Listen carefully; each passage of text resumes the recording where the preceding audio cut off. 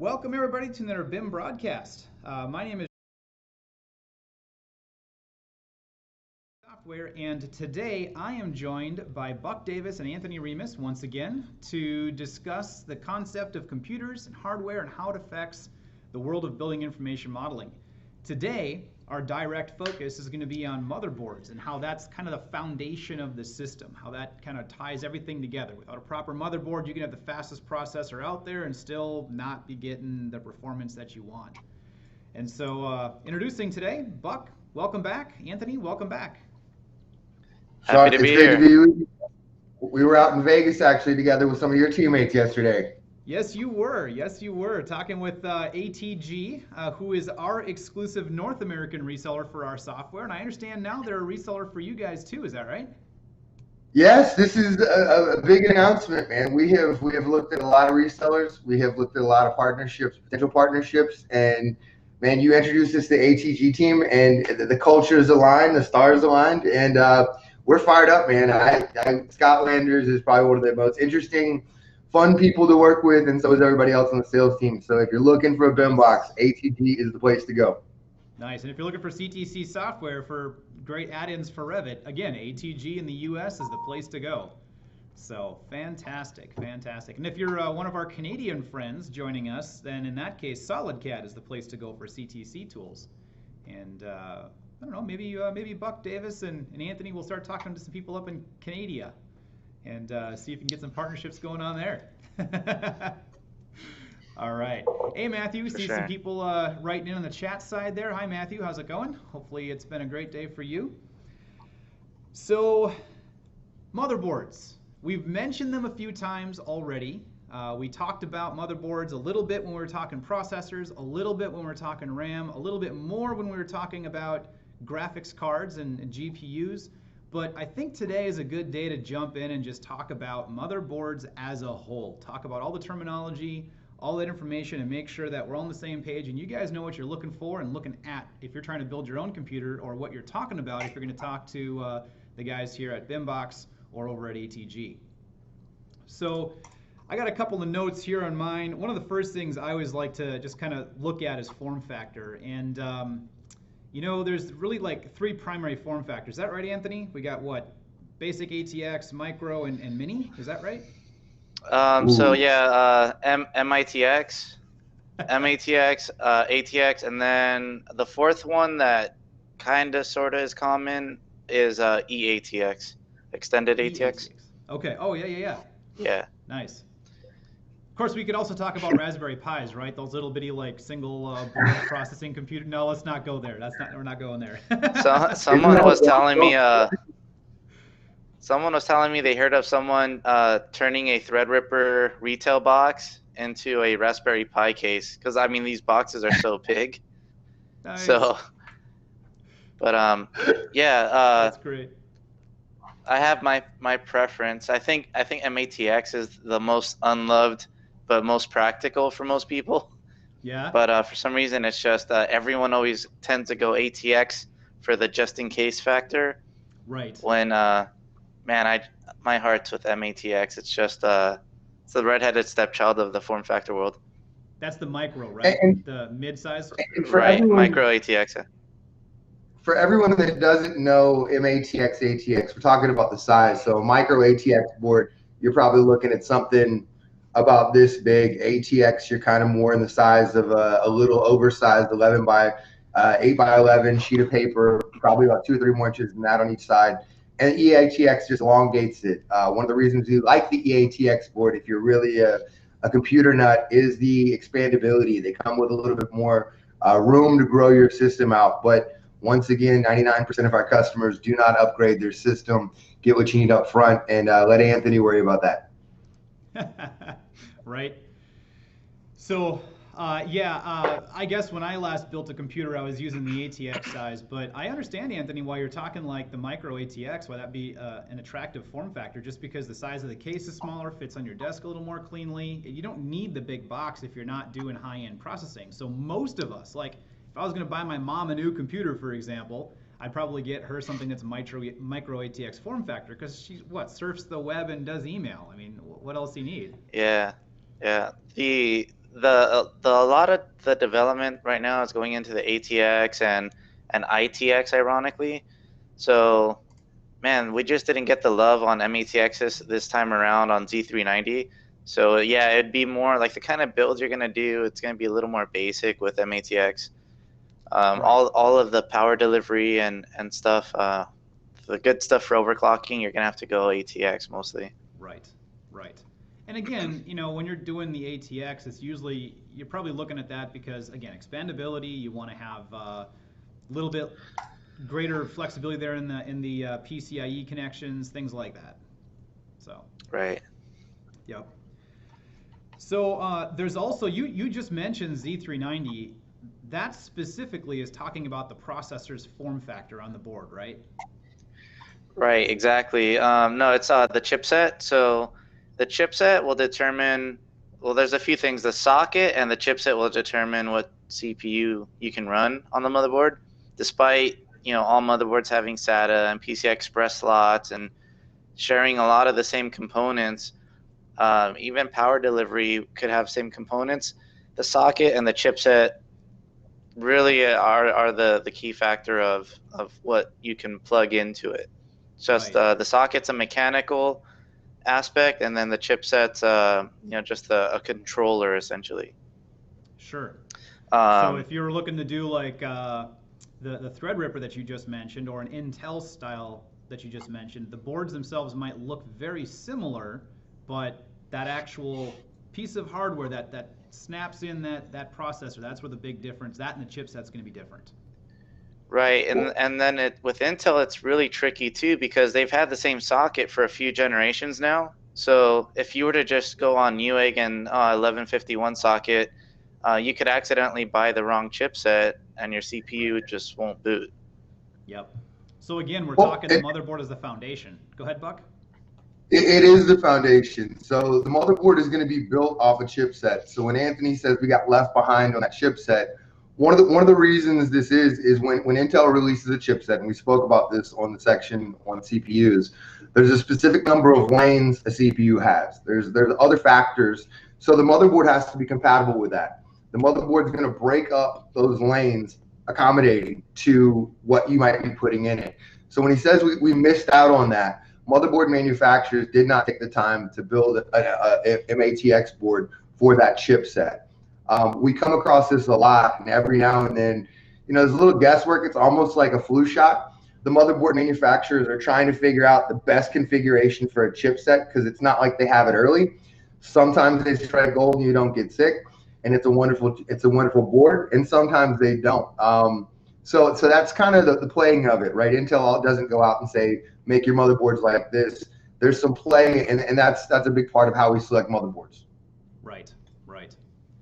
And then tying into that, because we were talking about processors and RAM sort of in collaboration with each other, and what will happen, and now processors do have inherently a bit of RAM built into them, as Anthony mentioned in one of our previous discussions, but at some point it has to offload to the actual RAM itself, and that information all translates through the motherboard.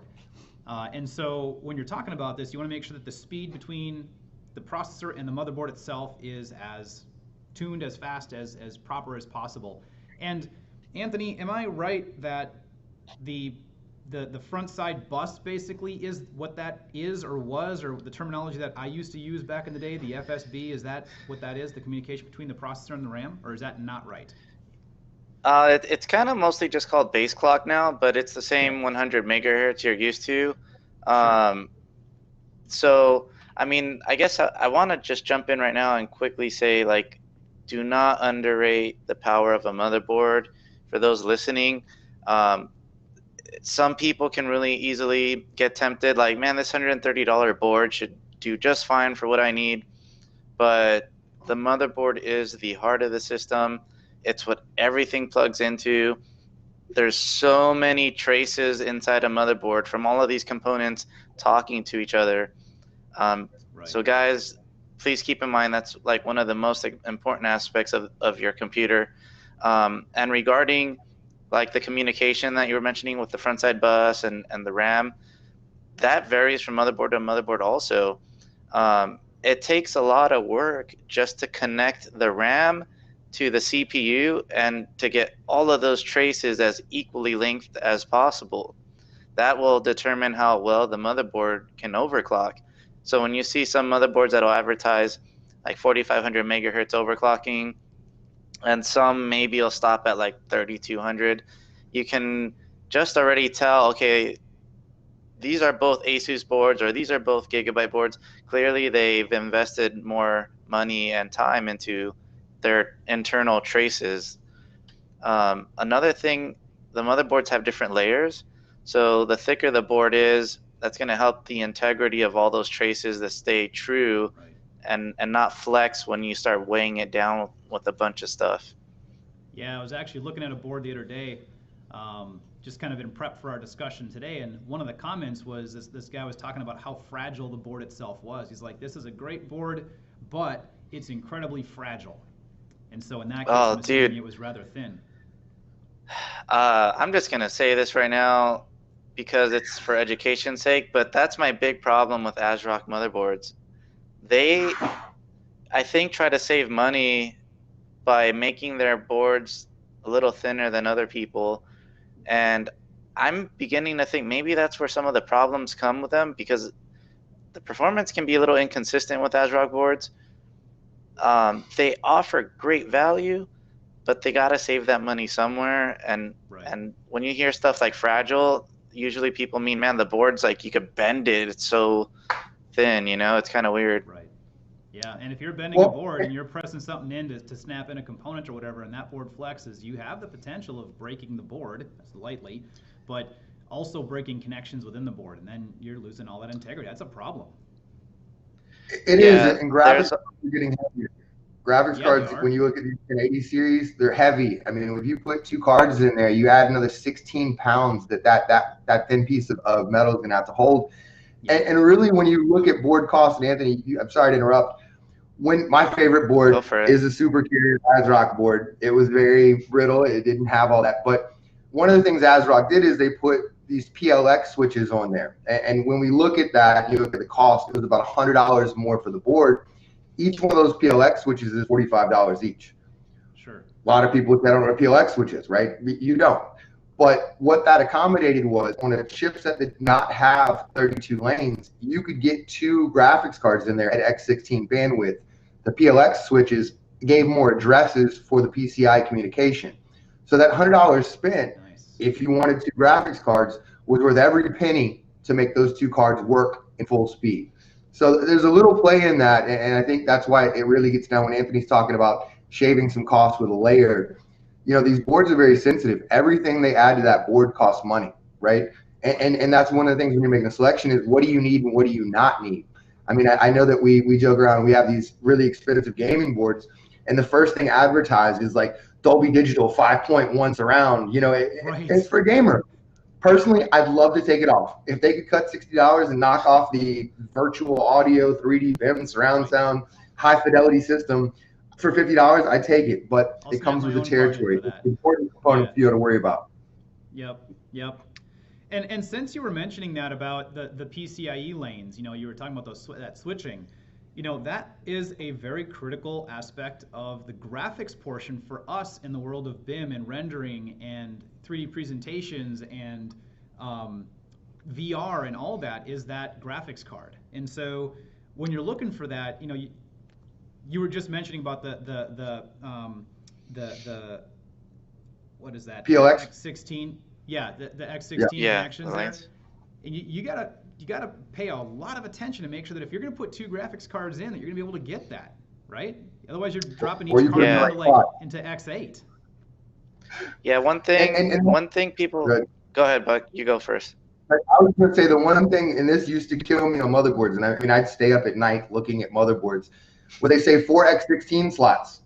And they are 4 X16 slots, but if you put 4 things in them, they are not X16. Right. You're getting reduced bandwidth. And Anthony, I'll let you roll. You read my mind, Buck. No, you read my mind. The thing too, man, like, all right, so even like right now, traditionally on Z390, what you're finding is you'll have 3 full-size X16 slots, but electrically, the first one's 16X, the second one's wired for 8X, And then there's usually an 8X, that's a third one. But unless the motherboard specifically says you could run 3 video cards, that bottom one is for sure going through the chipset. And it's just like, to me, man, like that's latency right there. So you got to be careful what you plug into certain ones. You can't just throw a video card into any one of them. Right. 8X so versus 16X. Right. 8X versus 16X, it's maybe a 1 to 3% performance reduction. It's usually that higher end, 3% is usually on the really, really expensive cards like the 2080 Ti's. You know, it's just it's not a very noticeable thing, but you'll have problems if you're not plugging them into the right one. Well, if you go through the chipset, you don't want your primary video card going through that. No, and one thing as far as this, because this is an AEC podcast, man, let's think about this, right? Some people are like, well, 3 slots, that's more than enough, okay? Well, it's not really. When we start looking at point cloud processing systems, we start looking at really high-end Revit systems. Let's count this out. We put a graphics card in. We put a 2080 RTX card in there. That's 1 slot gone, and we want to give that X16 bandwidth. Then we put an Intel Optane drive, which is a PCI slot. Now we're going to put that in 8 gig or 8X bandwidth. So then you want to get a 10 gig NIC card, even a dual 10 gig NIC card. Now that's going through the chipset, right? So we have to trade off now. Do we want the internet bandwidth to go through that, or do we want to sacrifice our drive speed? This is where we start having to play a lot off that. And in this instance, we'd probably say, Anthony, I'd probably call him and say, Anthony, can you find a motherboard that doesn't use PCIe for 10 gig internet? And he'd be like, yeah, there's a motherboard that has a 10 gig NIC and it wired it, intentionally knowing we wanted 10 gigs and they don't use the PCI Express slots. So this is where we start kind of getting in there. You wouldn't think this runs into it, but you'll get major performance bottlenecks if you don't plan this out. Right. Again, got to plan that foundation. You got to make sure the whole foundation of that computer is happy so that all the parts and pieces, as we talked about in our first show, it's not one piece that makes the whole system tick. And the motherboard's looking like it might be one piece that helps make sure that whole entire system ticks, but really everything has to work together. You got to plan it as a holistic system with the motherboard kind of being that foundation. Super key. Now, we kind of skipped over one of the notes that I had here, which is we kind of talked about memory and the bus speed, but let's go back and talk about number of memory slots and what that ramifications of that would be on a build of a system. Say I have 6 memory slots. Well, what am I going to throw in there? Triple channel, dual channel? What am I putting in that, Anthony? Uh-oh, I lost your audio. I'll field that one then. I forgot to unmute. You muted yourself. Got it. Did you want to go, Buck, or do you want me to go for it? No, you tee that one up, man. If you miss anything, I'll come back. Okay, so for the people in the future that might be watching this, look at your motherboard specs. That'd be the easiest way. They're going to tell you exactly what'll plug into that. But today, current day, typically what's widely supported is the 16 gigabyte modules. So if you have 2 slots, you can only do 32. If you have 4 slots, 64. And if you have 8, you're good at 128. What's a little different now is that we were introduced to 32 gigabyte modules that we're now getting BIOS updates so these can work. So now all of a sudden your ITX motherboard that only has 2 RAM slots can go all the way up to 64 gigs of RAM. And your 4 slot boards could go up to 128 gigs. On a 9900K, you can technically have 128 gigabyte of RAM now. And I got to double check if X299 is getting doubled that. I don't think they got doubled yet. I think you could still run 32 gigs on X299, but I'm not exactly sure where the memory module or the memory controller caps out. But then once you figure out your capacity, it all comes down to the speed. Keep in mind, I don't want to get too into like memory controller talk, but keep in mind if your motherboard says, hey, we can run 5000 megahertz RAM, that doesn't mean your system will run fine with it. It means the motherboard was validated to support that speed. You have the multipliers in your BIOS so you can select the speed, but your memory controller that is on your CPU is going to really be your biggest issue, whether or not it's capable. So when you see those RAM speeds advertised on the motherboard pages, that just means they validated it. They had a golden sample of a CPU, and they tested memory modules that were rated for that speed. And like, cool, our motherboard can do it. Checkbox. Marketing team, have fun with that. Right. So that's kind of what happens. Buck, I don't know if I left anything. Yeah. One thing I want to chime on there is about the channels, though. So if you have 8 slots and you want to go quad channel and your CPU allows it, if you only fill 2 slots, you have a single channel of RAM. And channels work very similar to a RAID, where two chips of RAM are working together to go faster. So if you have 8 slots and you only want 32 gigs, you don't want to get 16 gig chips, okay? And if you have 128, you have to get 16 chips. You might not want to go 32 to get the fastest performance out of your RAM. And this is really, really key when we start looking at more expensive and less expensive motherboards. The higher end motherboards will accommodate, the higher speed RAMs. But just because it says it can accommodate 128 gigs at a certain speed, there's even more of a wormhole when you go click on the board and look at the RAM modules that are actually certified, like Anthony says. It's not any Corsair RAM. It's not any G-Skill RAM. It is a specific RAM timing and everything along there. And even then, the bigger the kit you put in there, the more slots you fill. It gets down to those leads going to the CPU. If they're not identical, just imagine you're trying to send electricity through to transmit data, and everything's misfiring on when it gets there, and it's not getting there when it's supposed to, and then we get the infamous blue screen of death, right? Right. Oh yeah, talking about the dual versus quad. Go for it, Buck. I'm sorry, I thought you were done. I have one dual more. versus quad. Just to clarify what Buck meant on the dual versus quad, meaning like let's say you have a X299 board or a Threadripper board, it has quad channel support. If you only need 32 gigs of RAM, instead of like getting 2 16 gigabyte sticks and running dual channel, why not take advantage of your CPU's quad channel capability and get like 8 gigabyte modules and get your 32 that way? Because now the CPU can write to all 4 of those at the same time rather than just writing to only 2 modules. You get a little better bandwidth. So just wanted to break that down for maybe people that didn't understand that part. But go for it, Buck. Sorry, I digress. Oh no, I want to come back at the end of the program, Shawn. Once you get to your notes, I have a thing I want to touch on, and it's a hot button subject for me, and I kind of want to alleviate some myths about things. So I'll leave that as a teaser. We'll get back to it. All right, sounds good. So we already talked about the PCIe stuff, the lanes and the bandwidth, all that, the speed to get from the PCIe slots and the graphics cards and all those extra peripherals to the processor itself. There's also the other connections on the board, and that's another major consideration to make, because it's not just the major components we've talked about so far, the processor, the RAM, the graphics card, the hard drive. There's other stuff that you're going to want to tie into this. You're going to want to have USB. You're going to want to have some other things, like Buck was mentioning earlier, an onboard 10 gig net card. So you want to make sure that you consider all that, and some of that I was looking at specifically was the USB connections. Specifically talking about USB-C and Lightning connections and things like that. So now I was doing a little bit of reading, and I understand that Lightning isn't super common on the ATX boards. Is that right?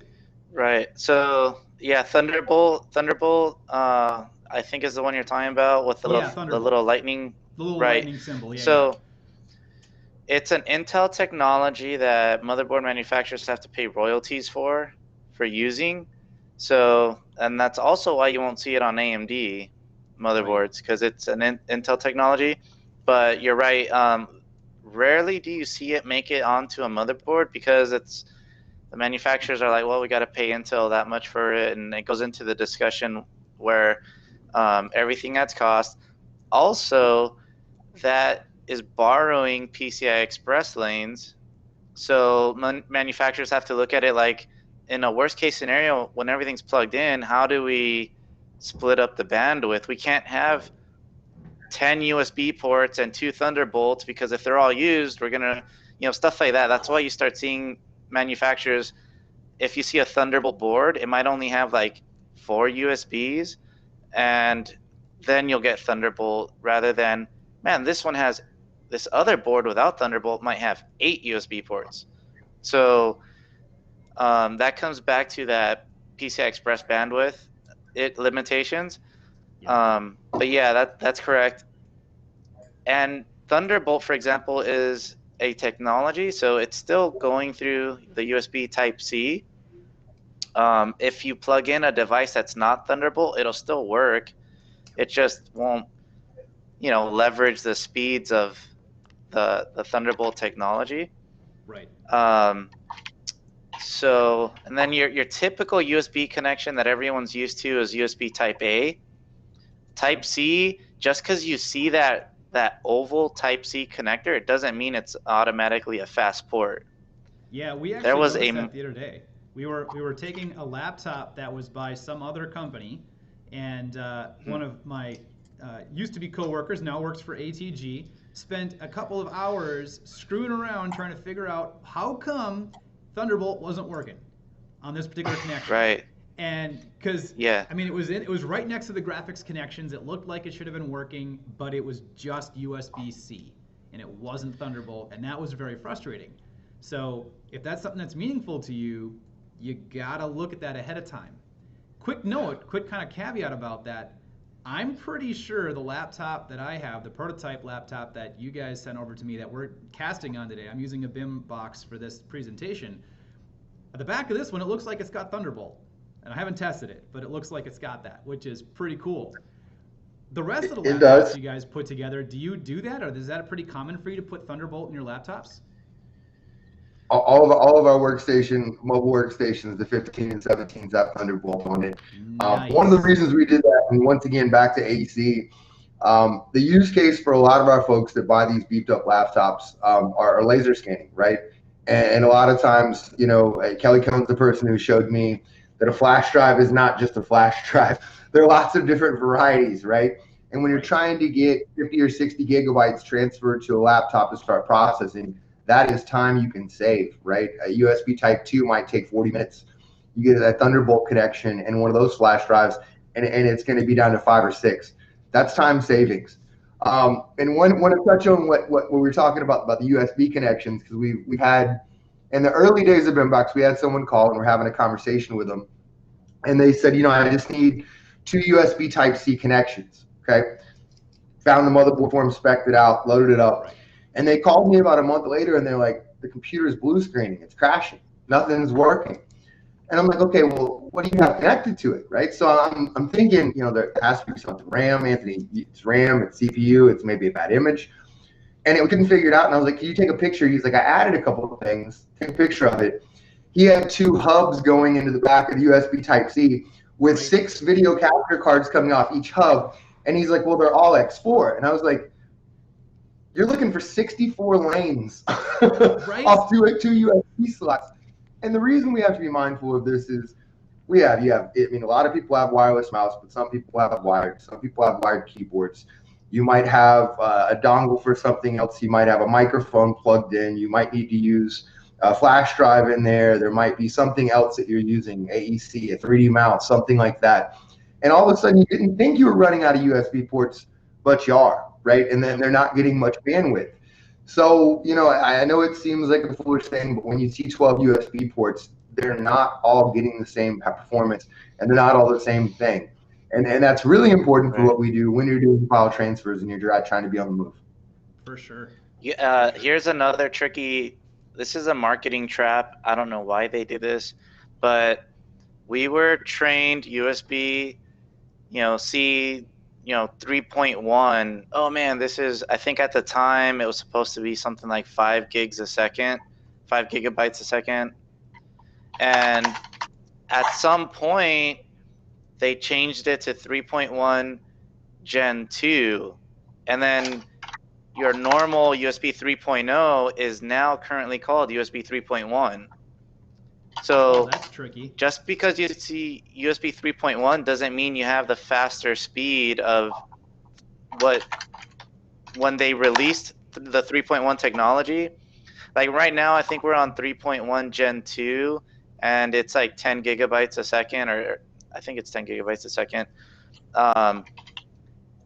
Gen 1 is just your normal USB 3.0. They just changed the name of it, and it's horrible. It's just going to confuse people. But that's why you got to look for the Gen 2, and I think they might be up to Gen 3 now. It's bugging me. I got to like look it up now. On an aside, while you're looking that up, we'll come back to that in a minute here. There's other connections on your motherboard that you might want to seriously consider. And it depends in some cases on the types of drives you're going to be running. There's SATA, there's M.2, there's a U.2 I was looking at. It's a little less common, but it's out there. Correct.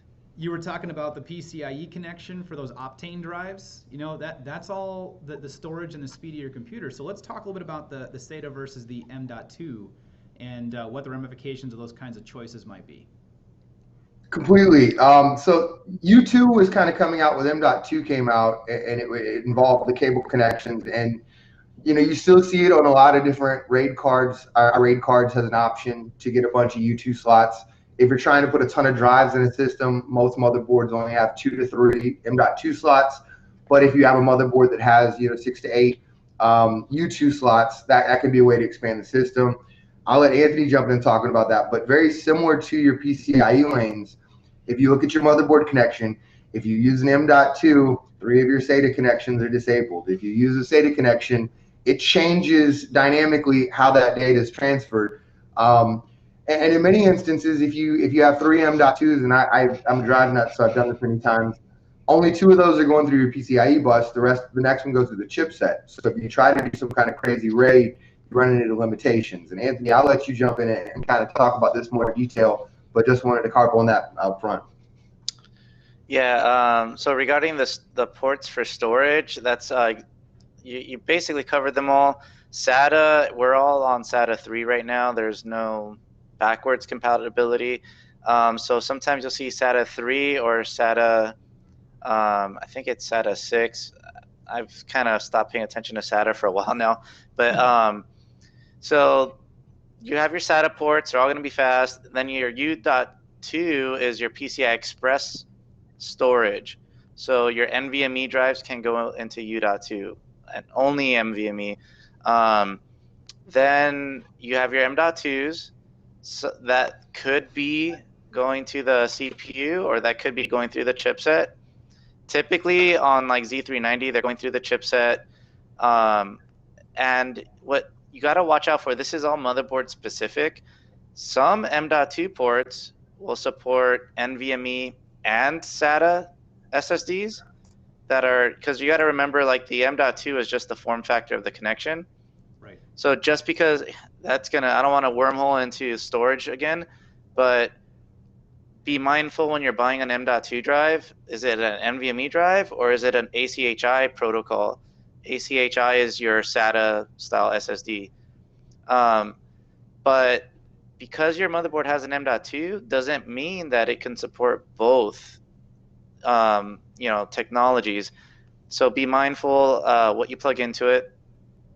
Also, as Buck mentioned, once you plug into it, it could disable, SATA port 0 and 1 or 3 and 4. And that just shows you how the chipset is limited on bandwidth. Technically, it's like 4 lanes of PCI Express bandwidth. The rear USB, everything that's not going to the CPU is going directly to the chipset. And from the chipset, it goes to the CPU. So that's why you'll see certain things get disabled when you plug certain things in. Or I mentioned how you might have 3 X16 PCI Express slots, and you use the bottom one that's connected to the chipset. That could disable one of your M.2 ports. So, hey, you have this M.2 port used. When I plug in this capture card to my PCI Express slot, it stops working. Or my storage is gone once I plugged in to this PCI Express slot. That's because a lot of stuff is shared on the motherboard. And when we spec out a system, that's why we're focused on AEC, is that we're trying to understand how this could possibly be used today and in the future, so we can select the right motherboard that's not going to limit the end user. But yeah, that's basically it for storage. And then the other thing you could do for storage, there's adapters. So you could get an M.2 adapter to plug into your PCI Express slot. That will accommodate, I have one for my test bench that will do, there's two M.2s. One is for NVMe, and there's another M.2 for the SSD style ACHI protocol. What's funny about it is that the SATA SSD style M.2, I have to literally plug a SATA cable from that adapter to my SATA port, because it's just the way the technology is written for data to communicate. It's not compatible with PCI Express. So that's why I still got to plug a SATA port if I use that one. But at least I don't have to plug it into my motherboard. It's easy to take in and out for test bench use. And you know, the card will actually do the NVMe natively through the port. That's the whole reason why it's plugging in to the PCI Express slot. That's for the NVMe part. But I think that kind of covered the storage related connectors. Yeah. I don't know if I got off tangent a little bit with adapters No, you're and good, stuff. You're good. So that was the extent of my notes. Yeah. Anthony, Buck, before Buck, we jump back to that topic you were going to talk about. Did I miss anything on motherboards that we should have covered here today? Yes, I did. Perfect. I know one. All okay. right. Buck, do you want to go first, or do you want me to go? You go first, my man. All right. The most important thing about a motherboard is the BIOS. Hands down. Right. Get a motherboard from a manufacturer that you love the BIOS. I have my preference. My preference is mostly based on overclocking. But Z390 was a funny chipset where I felt Asus may not have had the best VRM layout. The VRM layout, that's your power delivery. That's another part we didn't talk about, is phases and chokes and VRMs and all that fun stuff. But there were other manufacturers that had better power delivery. So when you start overclocking an 8-core, 16-thread CPU, your power consumption could go from a stock 120 watts to like almost 300 watts. So we were really looking at, we want to support this in the long run. We got to make sure our power delivery is right. And then at that point, we switched manufacturers, and I realized BIOS is still more important. I mean, the BIOS is where you tune your voltages, where you turn on and off features. You just do everything in the BIOS. And RAM timings, if you have to manually change a RAM timing because XMP profile's funny, the BIOS, I cannot stress enough. Even if you don't know what the heck is going on in a BIOS, some manufacturers are better at auto settings than others. Some manufacturers have artificial intelligence features for your overclocking. There's so many features that are in the BIOS.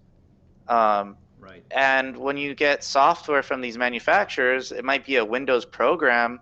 It's just an interface that's changing everything in the BIOS. So ultimately, at the end of the day, it all goes back to the BIOS. And it's technically the UEFI now.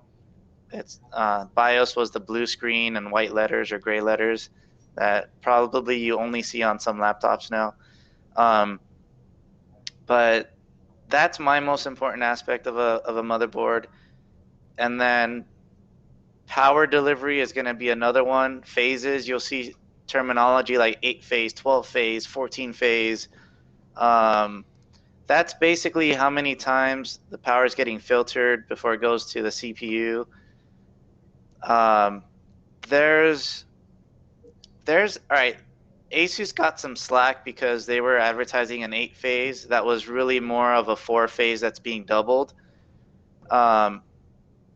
and so some manufacturers were coming out with 12 phase, and so really at the end of the day, phases are not all phases. There's junky 10 phases and there's really good 10 phases, and this is such a specific motherboard specific topic, but typically the more phases the better, but don't put that over a good BIOS.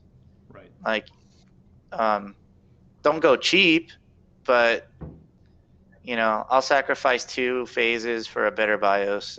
Is really it. I think that's probably it for me. Well, and real quick, topic.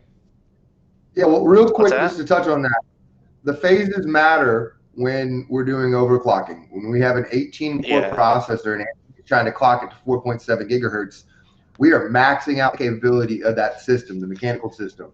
And electricity being 500 watts. Factor, yeah, it needs to be filtered. I know we've recommended to Anthony for a lot of builds, when we have someone that's buying one of these Raptor systems, putting a electric, Anthony, what's the component that actually filters the electricity from the wall to the computer? Because you'll get spikes in voltages over the course of your building. Yeah, man. I'm a strong advocate for power conditioners. I use a trip light model on everything I touch. There's some UPSs that are pretty good too, but the power conditioner, it's filtering your power, and it's keeping it all AC, so there's no like simulated AC sine waves. It's an actual sine wave. It's still the AC current, rather than allowing spikes. Let's say your air conditioner turns on and there's a dip in voltage, the power conditioner can help with brownouts and stuff. Or some UPSs aren't fast enough if you have a cheap UPS.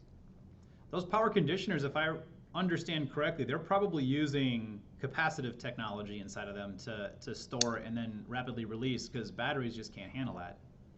There's no batteries, so shipping them's easier also. Right. Man, I'm sure there's an electrical engineer out there that could correct me, but I think it's using an actual transformer inside the device. And I'm sure there's some beefy capacitors as well.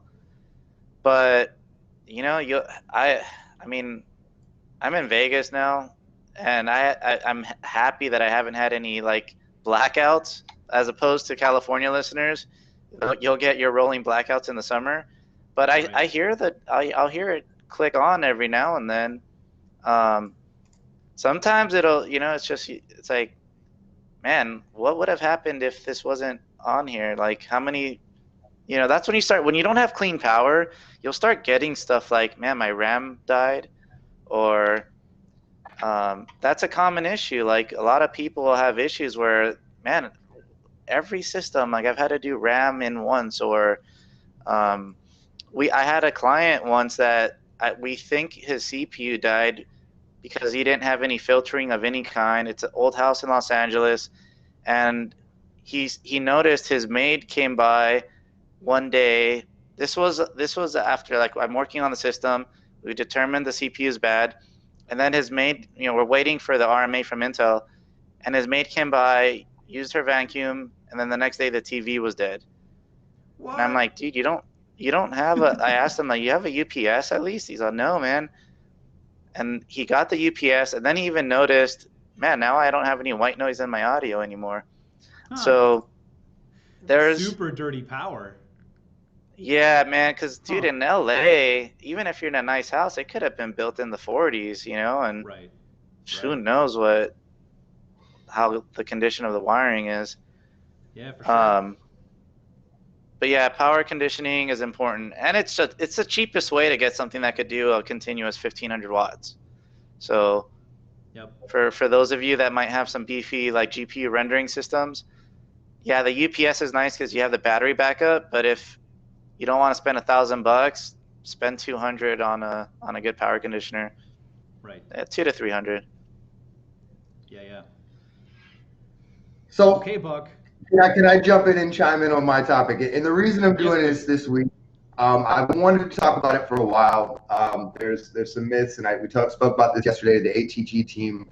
VDI, okay? VDI. A lot of people talk about VDI racks, and I want to get rid of a couple myths, and this is my opinion. I'm speaking from my opinion, things that I know, things that Anthony and I have talked about. Anthony, when I'm finished with this, I want you to chime in. If anything I said is completely wrong, call me out, okay? No harm, no foul. Motherboards are where VDI is really going to see the unseen impact, right? So a lot of people say VDI is scalable. It's a completely scalable system. It's cost effective.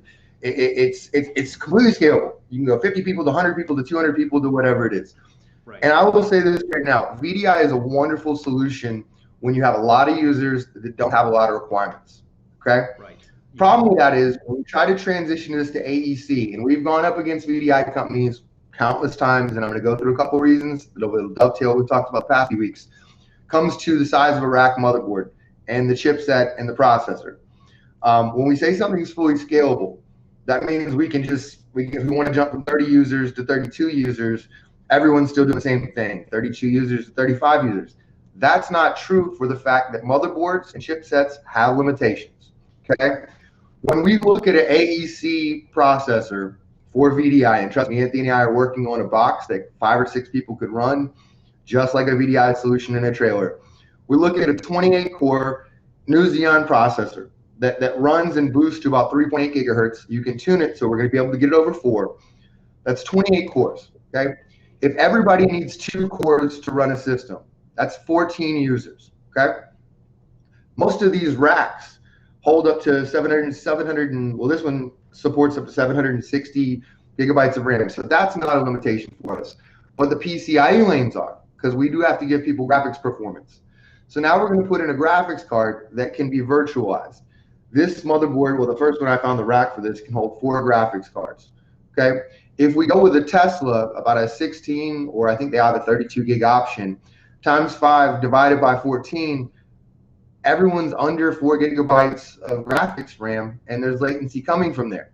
So if we wanted to do 20 people, we're now building 2 racks with 4 processors, and we're adding a whole other step of RAM. We just have to have a whole nother system, okay? And everybody's still now getting about 6 gigabytes of graphics RAM, which in a desktop system would be a 2060 graphics card. But the 2060 has way better clock speed than you're going to see from a VDI solution.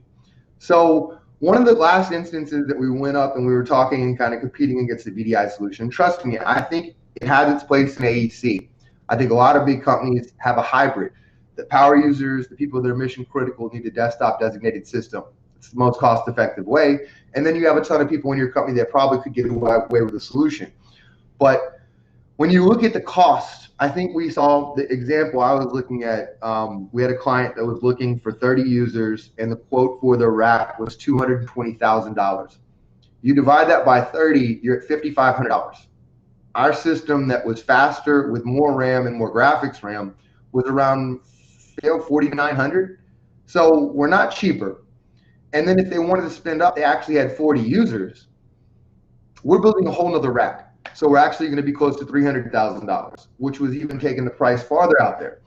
Given it's more scalable, but the myth of it's just completely scalable, there's no increased cost, it's per user price, isn't really true.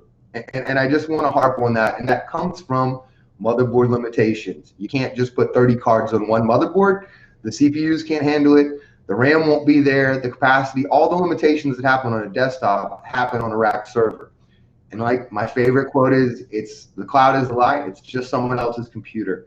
It really is. It just comes down to being a computer. And all the rules and components we've talked about during the series exist in cloud computing. Okay, I just want to throw this out there. And Shawn, it's been a hot button for me, and motherboards were the place to go.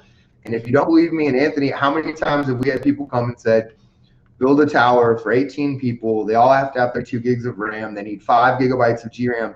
And how many times have you spent 2 days trying to hack away and be like, well, could you get away with 20 users? Right? I mean, and you know, it comes down to the experience. And when we talk about that, the 28 core, if you wanted to go to the more scalable and get a 44 core processor, which would make sense if you wanted more users on it, it drops down to 2.1 gigahertz. Right. When they ran the test against the VDI solution against one of our strikers, it was 300% slower. Jeez. And when we start talking about cost per benefit, that same it was identical cost for the 2 racks in all of our systems. But when we talk about a 300% slower system, the cost to the bottom line is astronomical, right? I mean, it became astronomical. So I'm sorry, we build designated systems. We will have a local group VDI system coming out this year. It's actually offered right now. But we put 5 users on a 28-core system and let them just shred in a trailer. And if you think about that, it'd be awesome for those 5 people. And then at night, when you need to process point clouds, rip it away on a 28-core system. So that's my gripe and my reality. Anthony, is there anything that you want to add or tell me I'm an idiot for? You're muted. You're on mute. Anthony. Anthony, you're muted. Sorry, man. I'm biting my tongue here, like trying to let you finish because I want to it frustrates me. So there's no way ever, period, that VDI can be a workstation. Right. There's gonna be situations where maybe end, I'm assuming you're talking about, Anthony, right? Like when you're talking high end in the graphics and the BIM world, no way can VDI beat a workstation. No, I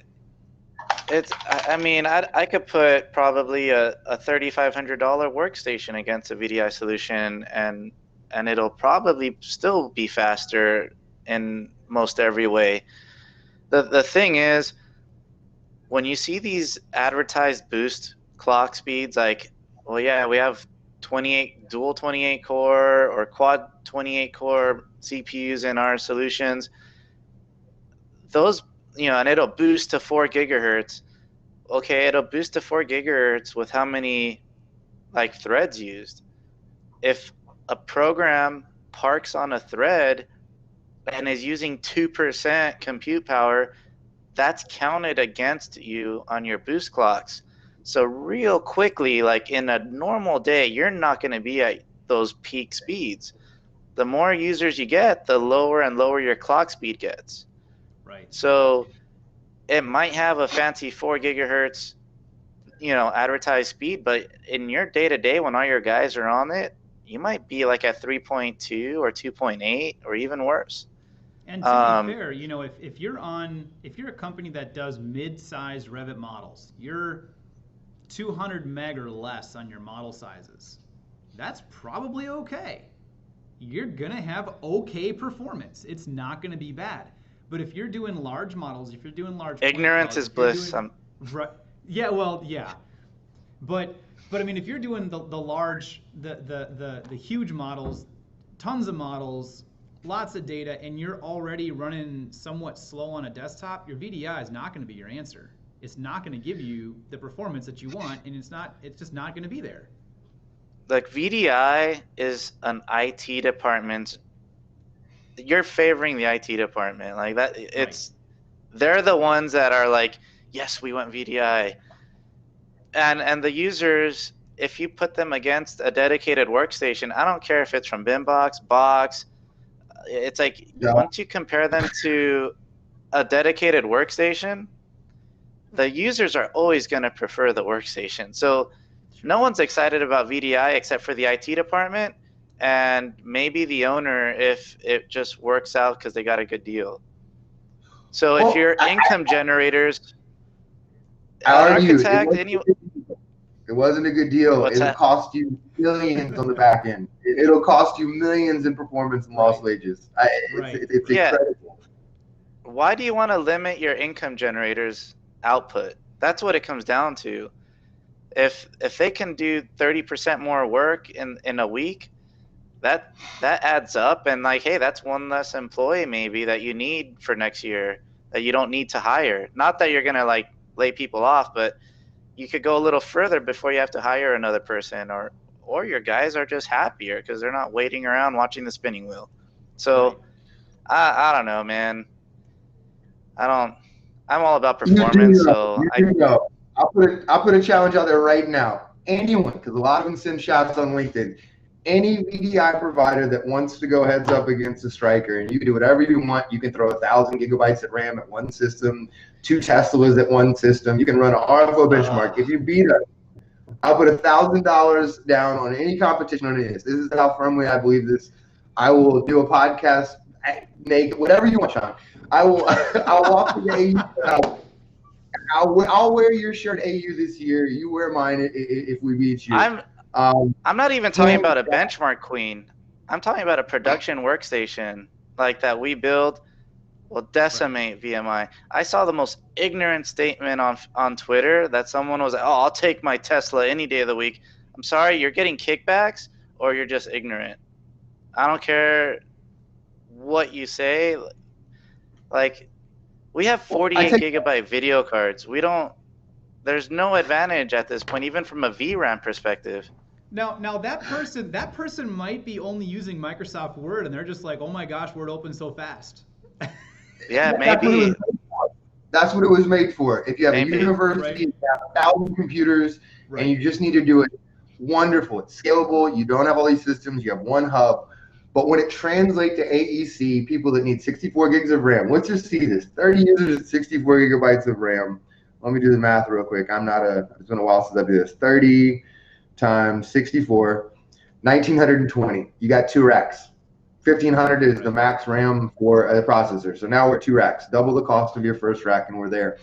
The only reason I say this is because it's a misconception that it's scalable and more effective and faster to spin up. And I only harp on that because I think a lot of people are like looking at it and just don't know that. And I have to constantly kind of overcome that myth. You know, and there's one instance I do know, and Steven Germano is a guy that, you know, he was looking at BIMBOXes, he was looking at VDI. His company approached VDI full well understanding the expectation was going to be, we're going to have to spend a lot of money to get our system set up right. And I think they spent close to $1 million on racks, and they're having a wonderful experience. That's awesome. That's a great instance. That's the one instance I've heard where a power user came to me and was like, it was the biggest mistake we've ever done. And I'm not saying that about buying a BIMBOX. Like Anthony said, your MacBook Pro running boot camp will smoke a VDI system. So it's not that. It comes down to the motherboard, and it was relevant to the topic we're talking about today. So that's my gripe for the day, and I'll let you run with it. So we soapboxed for the last 10 minutes on VDI, but it specifically kind of relates to that topic of motherboards like you just said. So that's fantastic. On this major series that we just went through, this 6-session series, Buck, Anthony, anything that you want to add about computers in general that we didn't cover in the last few minutes today before we shut this down and kind of talk about some tangent special topics in upcoming sessions? I would say honestly, once you put it all together and you have the perfect parts list, like someone helped you. I help people on Revit forum pick components. You know, I try to help people that just can't afford to buy one, but it still comes down to your assembly process, you know, the care and the knowledge on just activating settings. We went up against someone, we essentially had the same spec systems, and they couldn't understand why our benchmark results were like 8 seconds faster than theirs. They were essentially accusing me of fabricating the numbers. And it just comes down to knowing what settings to enable in your BIOS and tweaking voltages and little stuff like that. So keep in mind, there's a little bit of secret sauce that just comes with experience. You know, a lot of people say it's adult Legos, but yeah, technically things bolt in, but there's still some skill. Like, there's other hobbies like, all right, I know how to change my brakes, but can you build a race car? No, just because you know how to change your brakes. So there's some skill that you still need to maximize. Right. But if you get the right components, chances are you'll have a good experience. But assembly matters too. Yeah, I was actually just looking at a tweet that you put up there, Anthony. You're talking about stoning a processor before you put the heatsink on it, if I got that correctly. Well, Well, just because Nevada legalized it doesn't mean our processors are getting that kind of stuff. Um, so, yeah, basically, yeah, I was testing a lot of the different stuff. The 9900K is a toasty CPU. So I was just going through the gamut of testing stock versus lapping the CPU's metal surface, the IHS. Yep. And I was using a certified flat granite stone. Some people use glass, that's cheaper. I feel the stone is more reliable, and then I compared lapping it versus the CNC copper we've been using, and then I compared it against direct die, literally mounting the cooler directly onto the silicon, just like you see on video cards. So that's what you saw. That was just always trying to like figure out how can we get more out of these processors reliably. Yeah, for sure. And again, that's that experience, you know. Anthony spends the time, puts the time in to test multiple different ways of assembly, and if you just plug and play, it's not what you're going to get, right? So yeah, these guys at BIMBOX know their stuff. Aaron actually has a funny story where a client tried to duplicate a build list. Like they purchased a system and they're like, well, we know what parts they use. Let's just build it ourselves. And I don't know if they had like a nephew or an employee build it. And Aaron was telling us like, Aaron Meller, he was kind of laughing. He's like, dude, they can never get it to run as good as yours. And I'm like, right. I'm not mad they didn't buy one, but it's kind of nice to hear like, hey, the little stuff we do makes a difference. Yeah, for sure. For sure. And Shawn, just closing thoughts on this. This has been a long series, and I know people that have listened to it, we went in the weeds. We like to go in the weeds. That's kind of the idea of this. Right. But the one thing I like people to take away from it is to challenge you. If you're a 10-year Revit veteran, 5-year Revit veteran, you go to forums, you read more about how to nest families, you read more about how to make more efficient models. You're looking to keep your models clean, not have the warnings, do things in Dynamo. You're an artist at what you're doing. You're professional, right? This is your tool. Know what your tool is, right? You don't just leave it up to a whim and a prayer that it's going to run well and be performing well. You know, if you're an axeman, you sharpen your blade every day. You know what's going on with it. If you're a race car driver, you're looking under the hood every time, talking about how that last turn was a little loose, right? This is your tool. This is your only tool to engage with the digital environment. And if you're not paying attention and you don't know what you're using, you're probably using the wrong thing. So the series has been long. We went into the weeds. If you have any questions, even if it's, hey, how do I upgrade my Dell? Is there anything I can do? Anthony and I are here. We're happy to help you upgrade your system. We're happy to give you advice. We're happy to help you out and walk you through whatever you're trying to do. Even if it's, hey, I want to build one myself. Anthony, can you give me a parts list? Buck, can you give me a parts list? We do it all the time. We love people building systems, so reach out to us, and we're always here to help you. Right. I would say a Revit forum online. Oh, go ahead, Anthony. I'm always keeping an eye on the hardware infrastructure section of Revit forum online. I'm usually happy to make suggestions. I want to see that someone tried a little bit, you know, like they're just not trying to freeload off of a parts list. But hey, Anthony, you know, I give do me help a parts out. list for a thing. Spec this thing out. Right, for me. right. Do all the work. People do it. Yeah. I know they do. I know they do. Yep. They do it to us too. It's all good. It's all good. It is. We had a client call it and say, you know, hey, they bought 15 systems and we hadn't heard from them for a year. And the guy called me and he says, this is the warranty call. And I go, what's the serial number? He goes, oh, this isn't one of yours. We actually, and after talking to him, they have a shop down there. They took one of our systems too. They replicated them. Yep. And now they're having issues. They don't go as fast. And the guy was asking me about the performance stuff. And I, without getting angry, I said, you know, we sell really fast computers. And if you want more, you know, we're here to build them for you. Yep. But it's not just the parts. It's the labor of love and the knowledge base. Yep. So as we close this particular series out, I'm just going to put this shout out there to everybody who's watching and who watched the recorded videos. If there's parts or topics that you want us to cover in more detail, you've got questions, throw them in the comment section down below. We're going to be doing some follow-up shows in the future together. Buck and I, Anthony and I, will get together and we'll talk about some other topics here coming up soon. But we want to talk about things that you're interested in. So let us know some things. You know, if you've got a specific software, hey, how does a computer affect this software? What do I want to pay attention to for this thing? How come this is running slow? Whatever. Throw challenges out there. We're here to help make sure you're getting answers on BIM broadcast. So let us know what you want to hear. With that, thank you all for watching this series, and we do look forward to seeing you on the next show coming up here in the near future. So we'll catch you all on the next round. Sounds good. Perfect.